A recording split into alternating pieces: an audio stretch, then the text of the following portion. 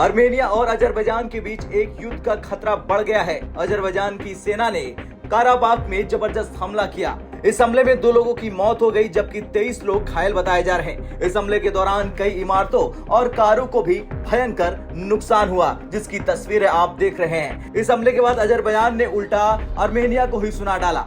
Azerbaijan के रक्षा मंत्रालय के प्रवक्ता अनार इवाजोव ने आर्मेनिया पर आरोप लगा दिए और कह दिया कि आर्मेनियाई विवादित क्षेत्र में बारूदी सुरंगें बिछा रहा है। हमने देखा है कि आर्मेनिया अजरबैजान के खिलाफ खुफिया जानकारी हासिल कर रहा, काराबाख में युद्ध की तैयारी कर रहा, आतंकवाद के लिए वो नागरिकों को उकसा रहा। यही नहीं, वो हमारी गहराई को भी भांपने की कोशिश कर रहा।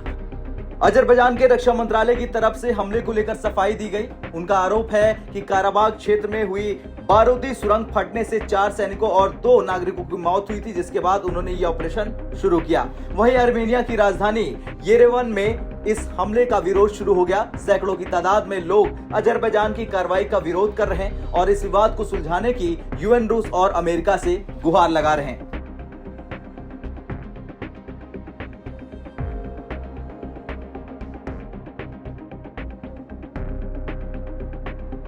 बता दें कि काराबाख को अंतर्राष्ट्रीय स्तर पर अजरबैजानी क्षेत्र के रूप में मान्यता प्राप्त है, लेकिन इसके कुछ हिस्से पर आर्मेनिया का कब्जा है। ये इस क्षेत्र को अपनी पैतृक मातृभूमि कहते हैं, लेकिन अजरबैजान की इस कार्रवाई के बाद आर्मेनिया के साथ फिर से युद्ध की शुरुआत हो सकती है। 2020 में भी दोनों देशों के बीच 6 हफ्ते तक जंग चली थी। वैसे इन सब के बीच अगर बात भारत की करें तो भारत किसके तरफ है? आर्मेनिया और अजरबैजान की जंग के बीच तो भारत किसी की तरफ नहीं। भारत हमेशा से न्यूट्रल था और दुनिया में हमेशा शांति का पक्षधर है, लेकिन भारत आर्मेनिया को भयंकर हथियार दे रहा। आर्मेनिया और भारत का करीब आना तुर्की, अजरबैजान और पाकिस्तान के लिए बड़ी टेंशन है, क्योंकि दुनिया को पता है कि भारत जिस तरफ खड़ा होता है उधर की जीत पक्की होती है। क्योंकि अजरबैजान को तुर्की हथियार देता है और तुर्की और अजरबैजान को मात देने के लिए भारत ने साल 2020 से कदम उठाने शुरू कर दिए थे। 2020 में भारत और आर्मेनिया के बीच स्वाति वेपन लोकेशन रडार के लिए एक डील हुई थी, जो करीब $40 मिलियन